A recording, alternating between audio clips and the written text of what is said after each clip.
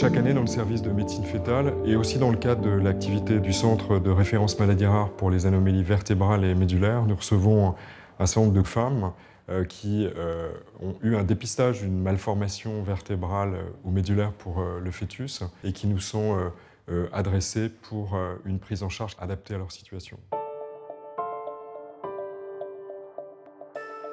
On va commencer ici à Trousseau par confirmer l'anomalie qui a été suspectée, c'est-à-dire préciser le type de dystrophisme. Et pour ça, on fait appel à des médecins échographistes experts qui connaissent parfaitement ces malformations.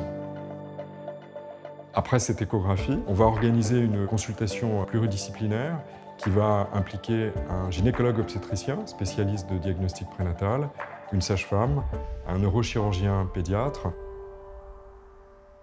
L'échographie a confirmé le diagnostic qu'on suspectait, qui est celui d'une myéloméningocèle. Dans le bas du dos du fœtus, il y a une ouverture anormale des vertèbres.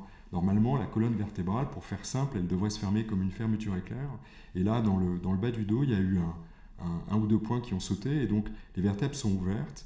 Le but, c'est tout simplement d'expliquer à la patiente, au couple, en quoi consiste la malformation, la décrire, et puis de se projeter dans les conséquences que la malformation pourra avoir dans la vie future de l'enfant à naître.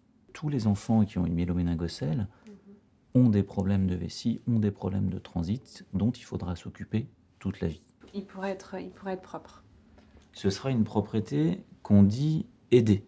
C'est une propreté en quelque sorte qu'on fabrique avec des artifices de soignants.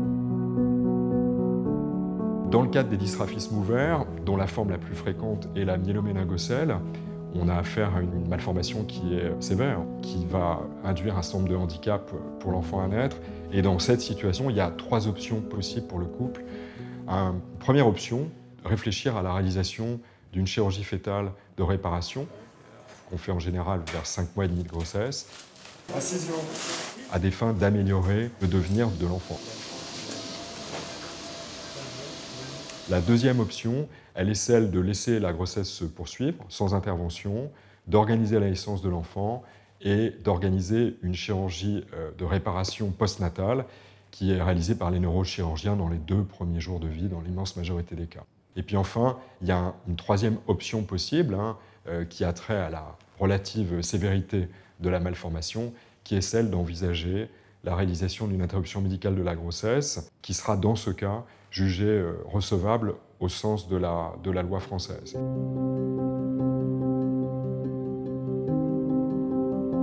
Dans le cas des dystrophismes fermés, on a souvent un pronostic pour l'enfant à naître qui est plus favorable et le reste du suivi de la grossesse ne va pas être très différent d'une grossesse normale, avec peut-être des échographies supplémentaires pendant la grossesse qui sont spécialisées, et puis un bilan, une évaluation dans les premiers jours de vie qui va aussi reposer très souvent sur l'échographie et qui va nécessiter une relative expertise pour leur interprétation. Mais qu'est-ce que ça va changer concrètement pour ma grossesse, l'accouchement ?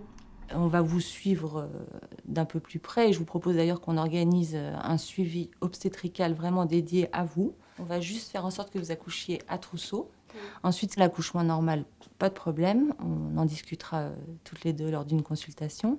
Mais effectivement, en milieu médicalisé, on pourra prendre en charge votre bébé à la naissance, donc plutôt chez nous. Bon, prenez le temps de la réflexion. De toute façon, on se revoit avec votre conjoint et puis on répondra à toutes les questions. À bientôt. Le service de médecine fœtale de Trousseau comporte un centre pluridisciplinaire de diagnostic prénatal qui agrège des médecins qui sont spécialisés en diagnostic prénatal étant gynécologues obstétriciens, des médecins généticiens, des radiopédiatres, des neuropédiatres, des neurochirurgiens, enfin tous les acteurs de la prise en charge des fœtus in utero et des enfants après la naissance. Ça permet en un seul lieu d'offrir tous les parcours de soins qui soient possibles et qui sont en perpétuelle évolution et amélioration.